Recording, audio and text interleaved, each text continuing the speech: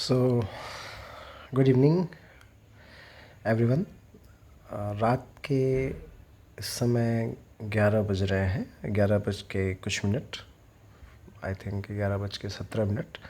और अभी मैं इम्पोर्टेंट टॉपिक्स जो कि पॉलिटी में ज़रूर फोकस में रखना चाहिए उसके ऊपर नोट्स बना रहा हूँ आप लोगों के लिए, क्योंकि मैं बहुत फैसिनेटिंग, बहुत ज़्यादा एडिटेड और बहुत ज़्यादा मिक्स किया हुआ वीडियो नहीं आप लोगों के लिए बनाता, just because of pure knowledge जो मैं आपको डायरेक्ट अपने हाथों से लिख करके नोट्स बना के भेज रहा हूँ।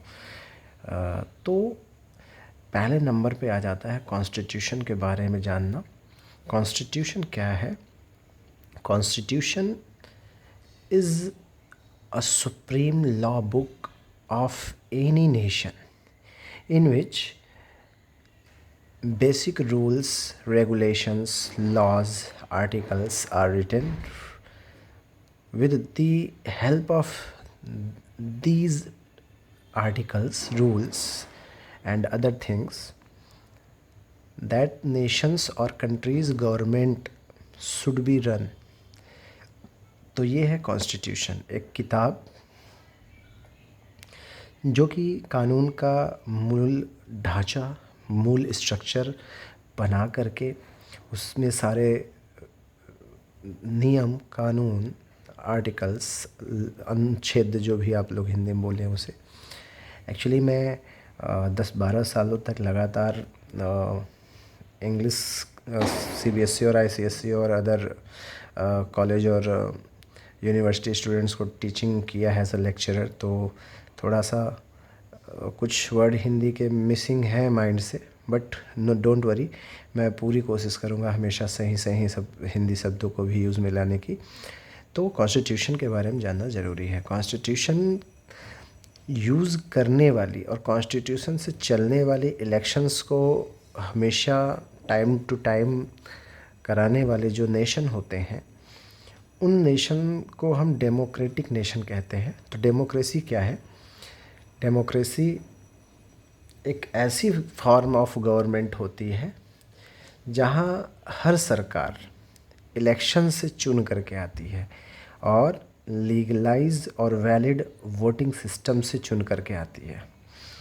तो डेमोक्रेसी में आप इलेक्शंस के बारे में जब स्टडी करने जाएंगे तो वहाँ भी आपको पढ़ना होगा इलेक्शंस कौन सी बॉडी मेन नेशंस में कराती है। जैसे इंडिया में एशियाई है इलेक्शन कमीशन ऑफ इंडिया, और वर्ल्ड लेवल पे इलेक्शंस के कितने फॉर्म्स होते हैं, जैसे एफपीटीपी होता है और क्या कहते हैं उसको, पीआर, प्रोपोर्शनल रिप्रेजेंटेशन होता है, जैसे इज़राइल में है, कनाडा में है।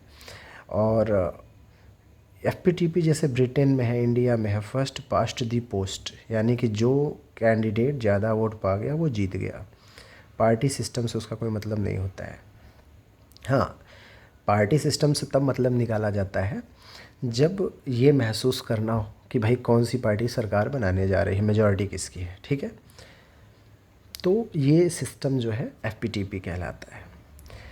और किसी भी गवर्नमेंट के बारे में, जब इलेक्शन जीत गई और सरकार बन गई, गवर्नमेंट बन गई, तो गवर्नमेंट के 3 ऑर्गन्स जो होते हैं, एग्जीक्यूटिव, जुडिशरी और लेजिस्लेचर, तो इनके बारे में भी आपको थोड़ा पढ़ना पड़ेगा। एग्जीक्यूटिव में जैसे आईएएस हो गए, आईपीएस हो गए, ये लोगों का कार्य क्या होता है, इनके रूल क्या होते हैं। अगर आप एक्सटेंडेड वीडियो डिमांड करेंगे तो हम वो एक्सटेंडेड वीडियो भी बना देंगे, लेकिन चूँकि जो भी बच्चे यूपीएससी की तैयारी कर रहे हैं उन्हें हैंडल नहीं किया जाता है बल्कि गाइड किया जाता है कि क्या पढ़ना है, कितनी जल्दी से उसको तैयार कर लेना है, दिमाग में फ़िट कर लेना है। तो इसलिए मैं मेजरली फोकस कर रहा हूँ कि टॉपिक्स बताऊँ, थोड़ा थोड़ा एक्सप्लेन करता चलूँ, ताकि आप उसको थोड़ा सा एक्सटेंडेड वे में अपने आप से भी पढ़ सकें। और जुडिशरी में भी आपको ये पढ़ना है कि जैसे हाई कोर्ट हो गया, सुप्रीम कोर्ट हो गया, एक होता है बेसिक स्ट्रक्चर जुडिशरी का, रिट क्या होता है, और पीआईएल कैसे लॉयर्स जो है वो अपील के लिए डालते हैं। तो ये सारी जानकारियाँ इसमें आपको देखने को मिलेंगी। तो फ़ोन की बैटरी डाउन और इसकी वजह से फ्लैश लाइट ऑफ हो गई है, तो लाइट थोड़ा डिम है इस कमरे का, तो मैं चल रहा हूँ लाइट जलाने के लिए आप लोगों के लिए।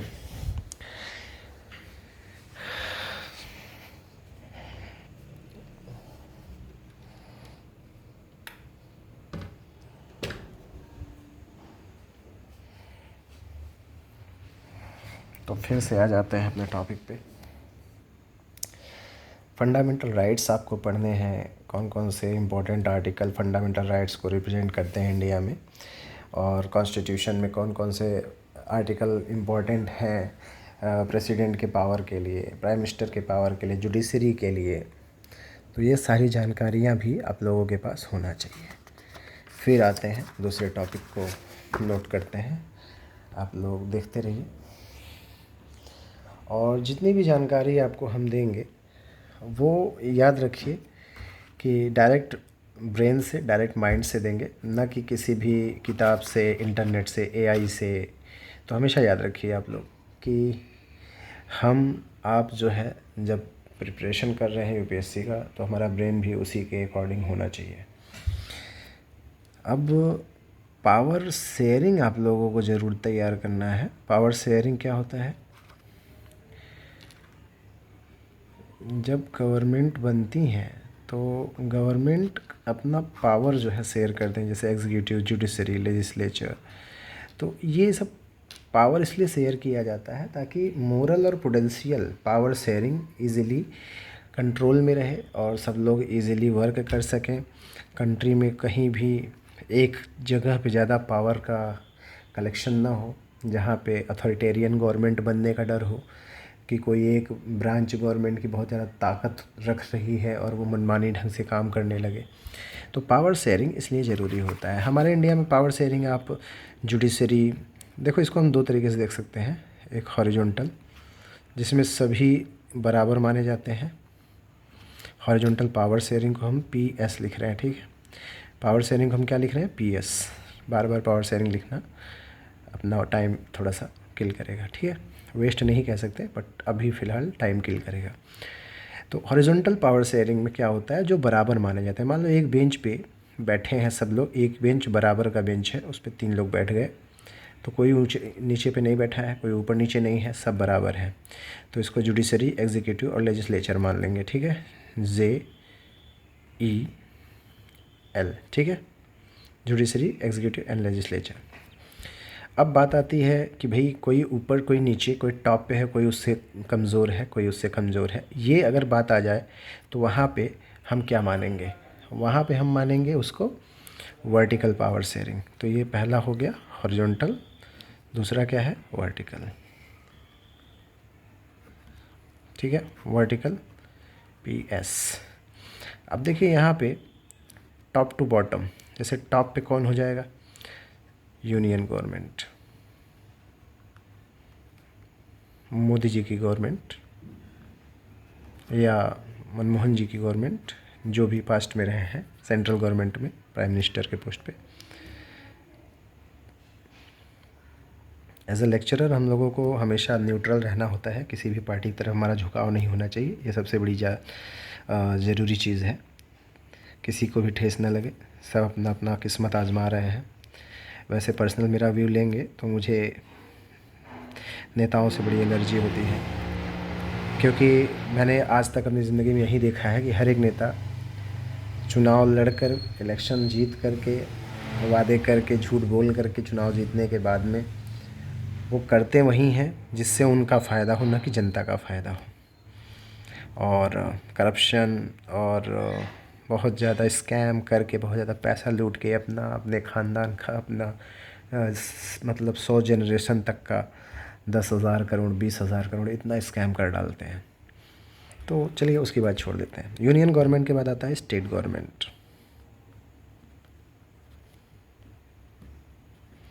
कुछ नेता हमारे देश में अच्छे भी हुए हैं, बहुत ही अच्छे।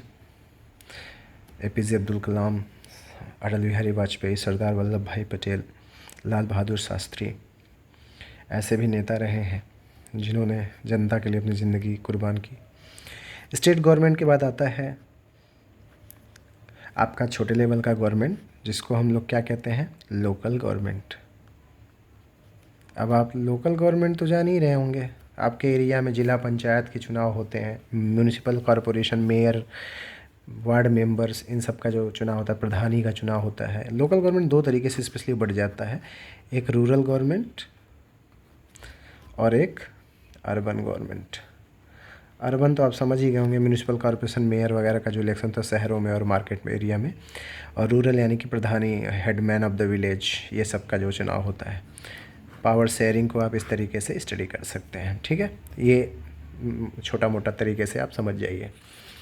नेक्स्ट थिंग मैं आपको बताने जा रहा हूँ कि इंडिया में फेडरलिज्म यानी कि गवर्नमेंट के कार्यशैली को कैसे बांटा गया है। फेडरलिज्म को यूनियन लिस्ट यानी कि केंद्र सरकार के पावर के हिसाब से, दूसरा स्टेट लिस्ट, तीसरा कॉन्करेंट। ऐसी चीज़ें बनाई गई हैं इसमें जो किसी एक गवर्नमेंट की जिम्मेदारी नहीं हो, बल्कि दोनों ही गवर्नमेंट की जिम्मेदारी हो, स्टेट और सेंट्रल दोनों गवर्नमेंट जिसमें इन्वॉल्व हों। और चौथा, जिसका डिसीज़न नहीं लिया जा सकता, जो नई नई चीज़ें डेवलप होके आ रही हैं, वो भैया रेजिड्यूरी में डाल दिया गया है। रेजिड्यूरी सब्जेक्ट, ठीक है, सब्जेक्ट कहेंगे इसको। ये जैसे आप सॉफ्टवेयर टेक्नोलॉजी हो गया, स्पेस का कोई चीज़ हो गया, नया नया इन्वेंशन हो रहा है। जब कॉन्स्टिट्यूशन जब बना था तो जब चीज़ें वो थी ही नहीं तो उसको किस लिस्ट में डालते हैं, तो इसलिए रेजिड्यूरी सब्जेक्ट वो चीज़ें होती हैं जो इन्वेंशन के थ्रू, जो ऐसी चीज़ें हों जो न्यूली टॉपिक्स हों, एडेड हों, नए सब्जेक्ट्स, तो इसमें आ जाते हैं। और इसका हेड भी यूनियन गवर्नमेंट होती है, ठीक है, क्योंकि घर का जो गार्जियन है, देश का जो गार्जियन है सरकार, वही रेजिड्यूरी सब्जेक्ट की फैसले लेती है, ठीक है। इसके कुछ एग्जाम्पल आपको बता दें, जैसे रेलवेज़ है यूनियन लिस्ट में, आपका इंटरनेशनल फ़्लाइट्स हो गई, और पोस्ट ऑफिस हो गया, इंडियन आर्मी हो गई। तो जहाँ पे देश के लिए एक ही तरीके की स्ट्रक्चर और सर्विसेज बनाई गई हों, वो यूनियन लिस्ट में आती हैं। अब दूसरा चीज़ देखिए, आप स्टेट लिस्ट को कैसे समझ सकते हैं। जैसे यूपी पुलिस लिखा होता है, मध्य प्रदेश पुलिस लिखा होता है, महाराष्ट्र पुलिस लिखा होता है। तो स्टेट लिस्ट क्या हो गया, अलग अलग स्टेट में जो भी चीज़ें सेंट्रल गवर्नमेंट के कंट्रोल या उसके नियम से नहीं चलती, उनको स्टेट लिस्ट में पावर के लिए माना जाता है फेडरलिज्म के टॉपिक के हिसाब से, ठीक है। जैसे पुलिस हो गया, ट्रेड हो गया, कॉमर्स हो गया, कोई मैन्युफैक्चरिंग यूनिट लगा रहा है आपके स्टेट में, आपके अकॉर्डिंग चलेगा वो, है ना। तो स्टेट लिस्ट में इस सब चीज़ों को हम इन्वॉल्व करते हैं। कॉन्क्रीट में क्या आप मानोगे, जैसे एजुकेशन हो गया, हेल्थ हो गया, फॉरेस्ट हो गया, रिवर हो गया। अब गंगा रिवर, हमारी जो माता गंगा मैया हैं, वो बहते हुए आ रही हैं हिमालय के साइड से, उत्तराखंड से होते हुए, यूपी से होते हुए, बिहार से होते हुए वेस्ट बंगाल तक जा रही हैं। तो आप इमेजिन करो कि उसको आप किस स्टेट का मान लोगे, तो उसको क्या मानोगे आप, कॉन्करेंट, यानी जहाँ भी नियम कानून बनाए जाएंगे तो स्टेट और सेंट्रल गवर्नमेंट दोनों मिल के बनाएंगी, गंगा रिवर पे या फॉरेस्ट पे, या पहाड़ ऐसे होते हैं जो पहाड़ यूपी से निकले और मध्य प्रदेश और महाराष्ट्र तक चले गए, छत्तीसगढ़ तक चले गए, झारखंड तक चले गए, बिहार तक चले गए, तो वो भी कॉन्करेंट में। तो ऐसे सभी टॉपिक, ठीक है, आप समझ गए होंगे मैं क्या कहना चाहता हूँ। रेजिड्यूरी मैंने बता ही दिया है। तो फ़िलहाल आज के लिए मैं समझता हूँ इतना आपके लिए काफ़ी है। तो आप इन टॉपिक्स को अच्छे से एक्सटेंडेड वर्जन में स्टडी करिए और फिर मुझे बताइए, जहाँ भी डाउट है, जो भी टॉपिक आप देंगे उस टॉपिक पे मैं बढ़िया से डिस्कशन करके आपको समझाते हुए, टॉपिक्स का नोट्स बनाते हुए, हेडिंग्स लिखते हुए आपको फिर से समझाऊँगा। तब तक अपना ख्याल रखिए। Take care, bye bye.